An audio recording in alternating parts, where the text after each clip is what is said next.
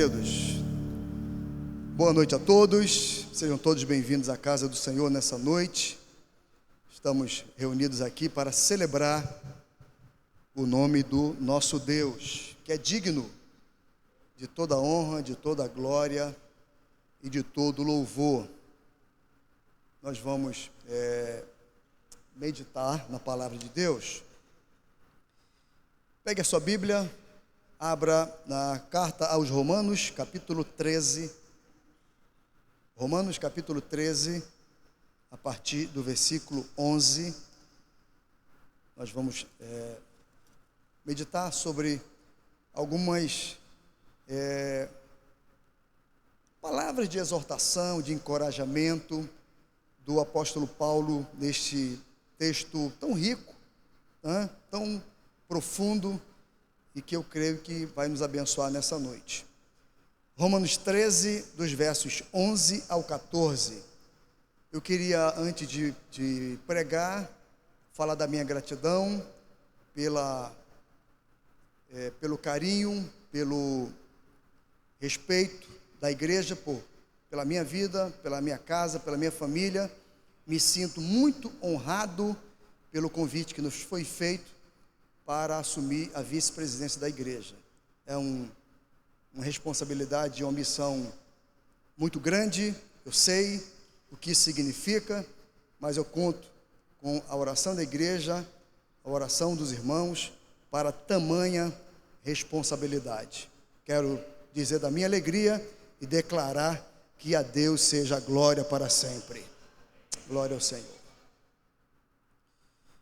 Romanos 13, 11 ao 14, diz assim a palavra do Senhor.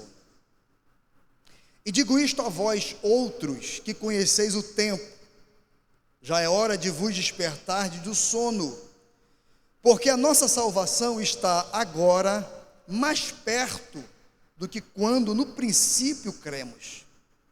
Vai alta a noite e vem chegando o dia. Deixemos, pois, as obras das trevas e revistamo-nos das armas da luz.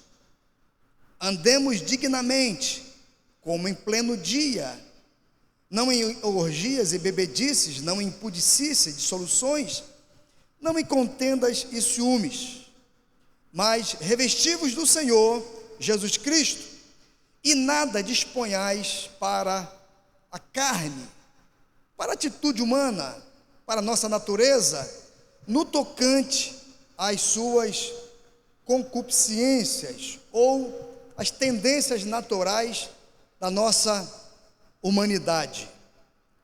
Quantos podem glorificar a Deus por esta palavra?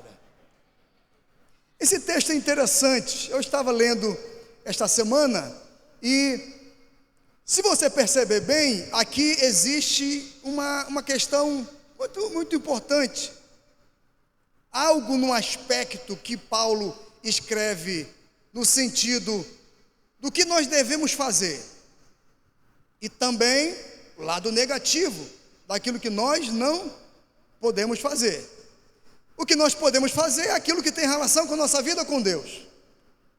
O que nós não podemos fazer é aquilo que tem relação com a nossa natureza, com a nossa tendência, com a nossa inclinação para o pecado, Eu costumo dizer que nós não precisamos de uma escola, de um ensino para fazer o que é errado. A gente já nasce fazendo o que é errado. É do ser humano. É a nossa herança adâmica, que a gente já nasce nessa pendendo para aquilo que é natural ao ser humano. Na verdade, nós somos ensinados, precisamos aplicar disciplinas na nossa vida para fazer o que é certo. E aqui o apóstolo, a Bíblia está nos ensinando quanto àquilo que nós recebemos de Deus, do nosso início da nossa fé até aquilo que nós entendemos como a consumação de todas as coisas, como o fim da nossa jornada, da nossa vida com Deus, que é a nossa eternidade. Então eu queria fazer uma aplicação desses dois ângulos. Aquilo que nós devemos rejeitar e aquilo que nós devemos buscar. O texto é simples, né? Não precisa nem muita explicação, nem muita exegese aqui, porque o texto é simples. Então quero fazer algumas aplicações rápidas aqui. A palavra começa dizendo assim: e digo a vós outros, que conheceis o tempo, já é hora de vos despertar do sono. Esse aqui é um aspecto negativo, porque ele fala de sono. Sono aqui tem a ver com o apego nosso com aquilo que precisamos deixar. É como se alguém que caminha com Deus considerasse a vida do mundo, a vida natural, o apego às coisas erradas, como algo comum. Aí a Bíblia diz aqui que nós precisamos despertar do sono, acordar, levantar, sair dessa vida de mediocridade, dessa vida que não agrada a Deus. Então a primeira coisa aqui que a Bíblia está dizendo é que nós precisamos despertar para buscar uma vida que agrade a Deus. Tem alguém dormindo aqui? Não, né? Quem está acordado dá glória a Deus aí. Está todo mundo acordado aqui, glória a Deus por isso. Mas tem gente que não está dormindo. A palavra aqui é para você despertar. Sabe por quê? O texto continua dizendo aqui, olha que coisa interessante: já é hora de vos despertardes do sono. Por quê? Porque a nossa salvação está agora mais perto do que no princípio. Uma coisa é eu entender que eu tive um encontro com Deus, e a nossa vida com Deus era tão poderosa, extraordinária, ela é tão dinâmica, que ela tem fases, tem tempos, tem ciclos. A jornada nossa com Deus começa quando nós temos um encontro pessoal com o Senhor. Somos mudados, somos regenerados, somos inseridos na família de Deus, os nossos pecados são perdoados, uma nova natureza nos é enxertada. Não somos mais uma herança adâmica, de uma maldição que está sobre nós. Na verdade, quando nós nascemos de novo, sobre nós é cancelada a maldição do Éden. E começa em nós uma nova dispensação espiritual, que é o Adão que caiu e pecou, morreu. E o novo Adão, ressurreto para todo sempre, agora passa a ser a nossa identidade. Nós agora vivemos em novidade de vida, para que a nossa vida possa em tudo agradar a Deus. Quantos podem glorificar a Deus nessa noite? Despertar do sono não tem aquele comercial do desapego? Como é que é? Desapega, não é isso lá? Desapega. O mundo não tem mais nada com a gente não. Pastor, mas a gente está no mundo. É verdade, a gente está no mundo, mas nós não somos mais do mundo. O mundo tem a sua cultura própria. O apóstolo João diz lá na primeira epístola, dizendo assim: não ameis o mundo nem o que no mundo há, porque tudo que é no mundo, a concupiscência da carne, a concupiscência dos olhos e a soberba da vida, não são de Deus, é do mundo. Aí ele vai completar dizendo assim: o mundo passa, com as suas tendências naturais pecaminosas. O mundo passa, com as suas concupiscências, mas nós, que fazemos a vontade de Deus, permanecemos para sempre. Quem é filho de Deus aqui? Diga assim: eu sou filho de Deus, eu permaneço para sempre. Sabe qual é o nosso destino? É o céu. Quem quer ir para o céu aqui? Dá glória a Deus aí. É a nossa natureza. Já é a hora de você desapegar. Você mudou. Você tem uma nova identidade. Você agora é filho. Você mudou de posição. Havia sobre nós uma maldição que foi cancelada na cruz do Calvário. Lembra a palavra de Paulo dizendo que na cruz Jesus expôs publicamente todo o legado de maldição e dívida que era contra nós. Paulo vai dizer que Deus expôs publicamente ao desprezo, à vergonha. Satanás passou vergonha no Calvário, porque ele viu nas mãos de Jesus, simbolicamente, toda a dívida, toda a maldição, tudo aquilo que estava liberado sobre a humanidade por causa do pecado. Jesus tomou sobre si e declarou para o mundo espiritual, para o diabo, e disse assim: está consumado, eu paguei a dívida, nenhuma maldição agora mais sobre aquele que me recebe como Senhor e como Salvador. Tem filho de Deus aqui? Tem filho de Deus aqui? Quem é filho de Deus aqui? Dá uma glória a Deus forte aí. Nós somos. Essa maldição não é mais sobre nós. Isso é importante, gente. Porque tem uma questão espiritual, sim, mas tem uma questão também psicológica, que muita gente não se liberou ainda. Ainda vive uma vida meio tímida diante de Deus. Não se liberou ainda. Não vive essa plenitude de vida com Deus, de paz, de alegria, de contentamento, né? De usufruir os benefícios da cruz. Aí vive uma vida pequena, limitada, ainda parece que carrega um peso de alguma coisa que na verdade já foi cancelada por Jesus. Você precisa, sabe o que? É tomar posse disso, e dizer, diante de Deus, diante dos inimigos, diante do mundo, diante do diabo, o que a Bíblia diz: agora, nenhuma maldição há para que aqueles que estão em Cristo Jesus, que não vivem mais debaixo da lei, mas debaixo da graça.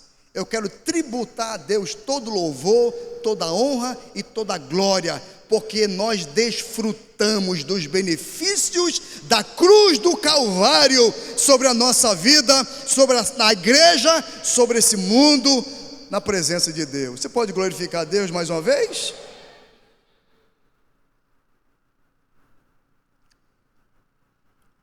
Paulo continua dizendo aqui: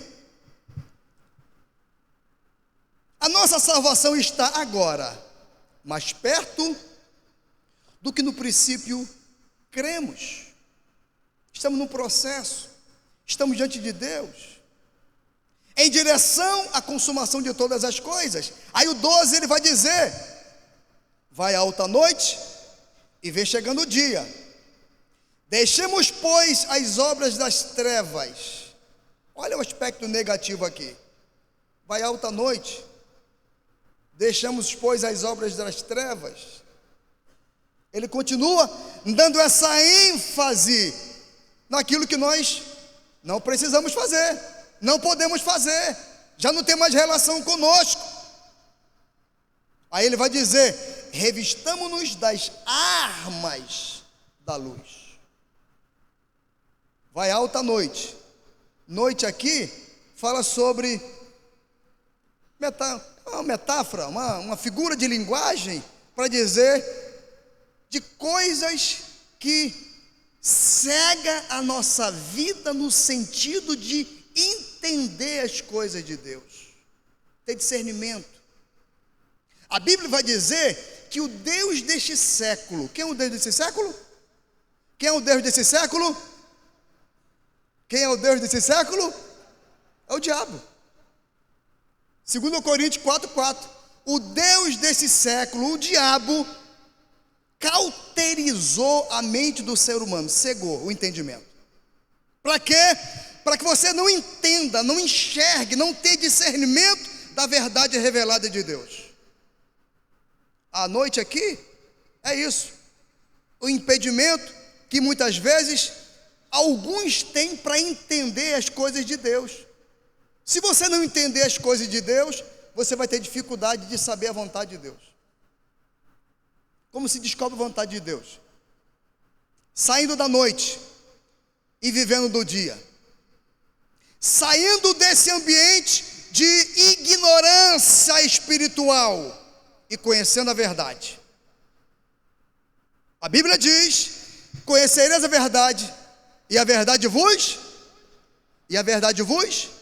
libertará.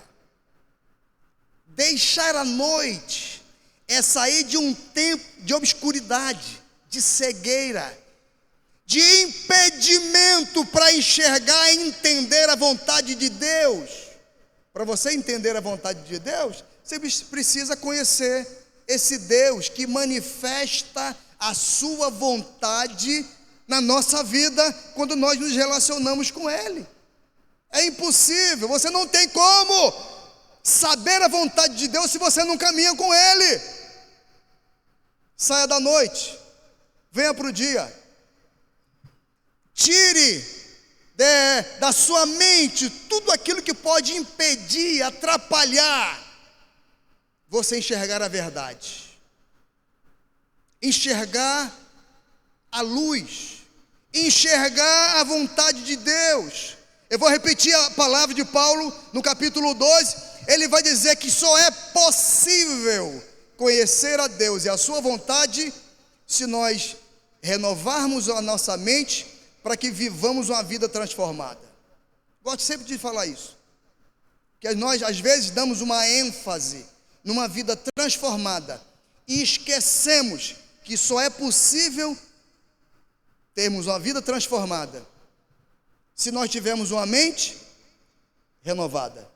É sair das trevas e andar na luz. Repita comigo: só é possível uma vida transformada se a minha mente for renovada.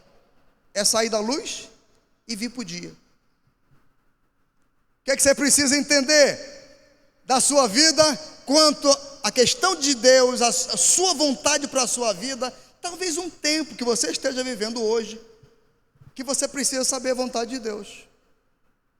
Tem alguma coisa, né, ofuscando, tem alguma coisa diante de você que você está impedido de enxergar. Quem sabe Deus não esteja dizendo para você: meu filho, chega um pouquinho mais para perto, vem para a luz, sai das trevas, sai da noite, vem para o dia, sai um pouquinho desse ambiente obscuro, aonde necessita um pouco de luz. Você está num ambiente muito escuro. Você precisa enxergar mais nitidamente, como aquele cego que Jesus pegou o lodo, colocou nos olhos, e ele, ao receber o toque de Jesus, ele disse: eu enxergo, mas não nitidamente. Eu enxergo as coisas como se fossem árvores caminhando. Eu não estou enxergando nitidamente. Aí Deus, que opera de forma completa e total, de novo ministrou sobre a vida daquele cego, e ele passou a enxergar nitidamente. Receba essa palavra em nome de Jesus nessa noite. Se há algo na tua vida impedindo você enxergar, discernir a vontade de Deus, esse embaraço pode cair por terra hoje, e você sair daqui dizendo: eu agora entendo o que Deus quer para a minha vida, para a minha caminhada, para a minha trajetória, e com certeza Deus vai ser glorificado na sua vida nessa noite. Quantos podem glorificar Ele mais uma vez? Deixemos, pois, as obras das trevas. Olha a dica que Paulo diz aqui: e revistamo-nos das obras ou das armas da luz. Versículo 13: andemos dignamente, como em pleno dia. Andemos dignamente, como em pleno dia. Vamos repetir essa parte aqui? Vamos lá? Andemos dignamente, como em pleno... O que é andar dignamente aqui? Deus espera que eu e você possamos viver uma vida compatível com a natureza de Deus, com a sua vida santa, com aquilo que Deus libera para a nossa vida. Isso é andar dignamente. O meu procedimento, o meu comportamento, a minha vida precisa ser de tal forma que dignifique Deus, a sua pessoa, a sua santidade, a sua natureza e a sua vontade. Deus espera que eu possa ser digno do nome que eu levo. Eu sou cristão? Sou. Então, o meu procedimento precisa dignificar, honrar o nome de Deus. Não é de qualquer maneira, não. Não é de qualquer maneira, não. Atos 13, 26, Lucas diz que em Antioquia foram os discípulos, pela primeira vez, chamados cristãos. Diga cristãos. Por que eles foram chamados de cristãos? Por quê? Eles associavam o comportamento e atitude dos crentes da igreja de Antioquia à pessoa de Jesus. Viviam, eram discípulos, copiava o comportamento, o modo de ser, o modo de falar, o jeito. Não tem como. Você caminha com a pessoa há muito tempo, gente honesta, gente certa, gente que te influencia, é natural daqui a pouco você receber uma influência positiva de uma pessoa e daqui a pouco você se assemelhar com ela. Pessoas que transferem coisas boas para você. Os discípulos em Antioquia começaram a vivenciar um estilo de vida que as pessoas daquela cidade disseram: caramba, vivem igualzinho Jesus, exercem misericórdia, amam, evangelizam, abençoam as pessoas. Olha o ambiente que aquela pessoa está, ela é diferente, ela parece realmente um crente, dá testemunho, é um cristão. Olha a fala, olha o jeito, olha o olhar, olha o comportamento. Meu irmão, estou falando de coisa séria, é assim. Ou onde você vive, ou nos seus relacionamentos, você não faz isso? Viver dignamente é manifestar dignamente na minha vida honra ao Deus que nós servimos.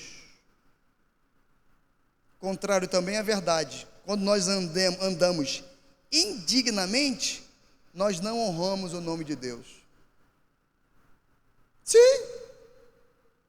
Aqui não, aqui a Bíblia está dizendo para nós: andemos dignamente, em pleno dia.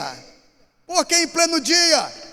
Porque nós estamos sendo observados em tudo que fazemos. Estamos ali, sendo vistos, observados. A nossa vida é como uma cultura que nós manifestamos nesse mundo. O mundo tem uma cultura, ou não tem? Qual é a cultura do mundo? Negar Deus, negar a fé, negar os valores, negar as coisas certas. Nós somos nesse mundo, na verdade, uma contracultura. Na verdade, nós somos uma contracultura, porque nós vamos frontalmente àquilo que o mundo manifesta como a realidade. Aí nós, como igreja, e olha que nós começamos aqui a ler o texto, falamos que a nossa salvação está agora mais próxima do que no início nós cremos. Que fala de tempo, né? Na verdade, eu prefiro usar o termo, né? Dispensação. Uma nova realidade espiritual começa a ser manifestada na nossa vida quando nós nascemos de novo. Nós inauguramos um tempo novo na nossa vida que só vai ser finalizado quando chegarmos no céu. Assim como a igreja nasce em Atos e inaugura uma dispensação profética e escatológica, né? Em Atos, nós, quando nascemos de novo, inauguramos na nossa vida uma dispensação espiritual que só vai se encerrar na glorificação. Estamos vivendo nesse mundo, e o Espírito Santo em nós está se manifestando. Aonde eu estou, o Espírito Santo está comigo. Para onde eu vou, o Espírito Santo está comigo. Aonde eu caminho, o Espírito Santo está comigo. Então eu manifesto a glória de Deus, porque o Espírito Santo está em mim, aonde eu estou. Quem tem o Espírito Santo aqui? Dá glória a Deus aí. Meu irmão, é muito importante isso. Você tem o Espírito Santo, onde você está, essa realidade espiritual caminha contigo. É viver em pleno dia. Isso é importante. Essa realidade espiritual, né? Essa graça, essa autoridade que você carrega e que o diabo sabe, você precisa, como diz a Bíblia aqui, andar dignamente, para honrar a Deus, para caminhar com Deus. Eu já vou terminar. Ele vai dizer aqui, ó, se você andar dignamente, como em pleno dia, não vai dar tempo nem de você viver em pecado. Aqui, orgias, bebedice, não, aqui você rejeita. Eu quero dignificar o nome do Senhor, é o aspecto positivo, e não quero, não tem mais relação comigo, não é mais compatível com a vida espiritual que eu recebo de Deus, não é mais, então eu deixo. E ele termina o 14, dizendo assim: mas revestivos do Senhor Jesus Cristo. Mais uma vez ele diz aqui, ó, revestir, se encher, buscar. Paulo vai dizer em Efésios: e não vos embriagueis com vinho em que há contenda. Vinho aqui tem a ver com essa natureza, essa tendência natural nossa em pecar. Não tem mais a ver com a gente. Aí ele vai dizer: e não vos embriagueis com vinho em que há contenda, mas enchei-vos do Espírito. Diga: enchei-vos do Espírito. Diga assim: eu preciso ser cheio do Espírito Santo. Quanto mais sou cheio do Espírito Santo, mais de Deus eu tenho. Aí eu digo assim: não dá nem tempo de pecar, eu priorizo as coisas de Deus, eu me revisto, eu pego essa armadura espiritual e estou preparado para tudo. Eu vou terminar dizendo para você o seguinte: quando nós tiramos as coisas que não têm mais relação com a nossa vida com Deus e nos revestimos de Jesus Cristo, eu estou preparado para tudo.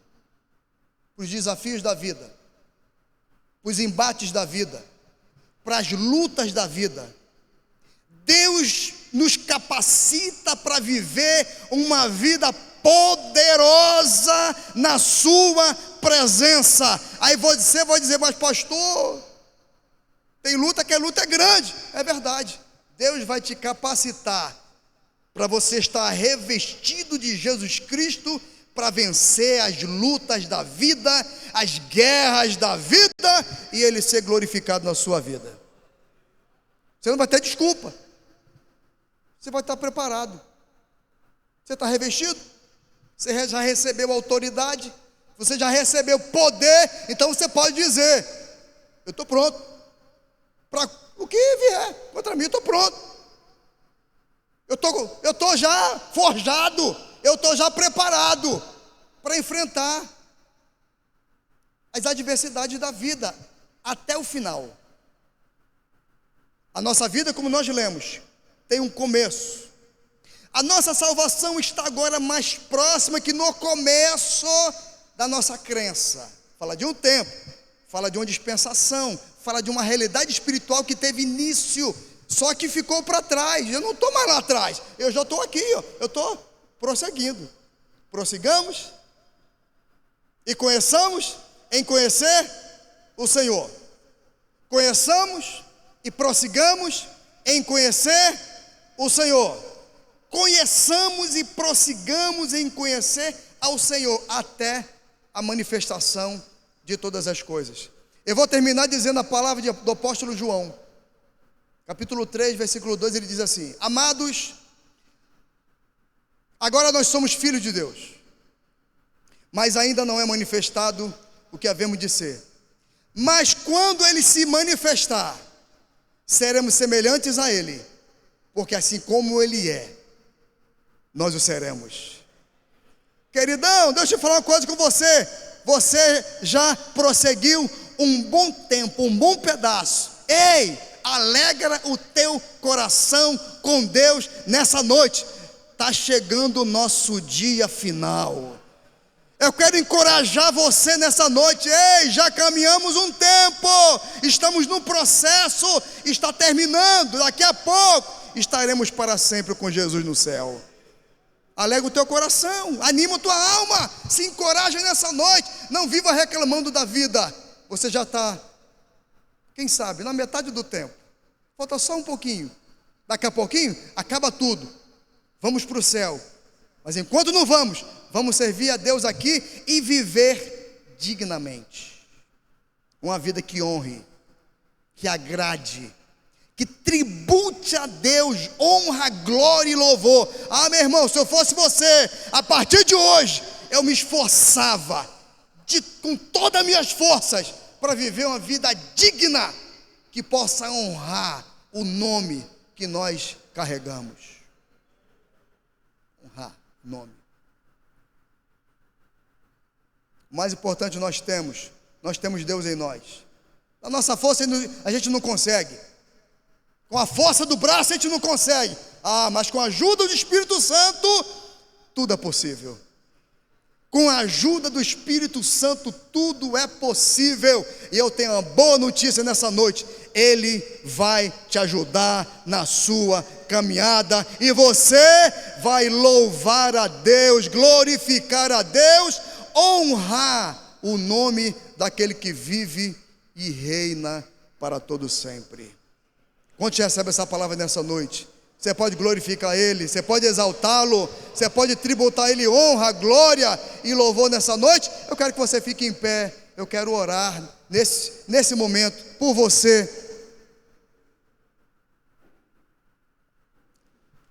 Que está aqui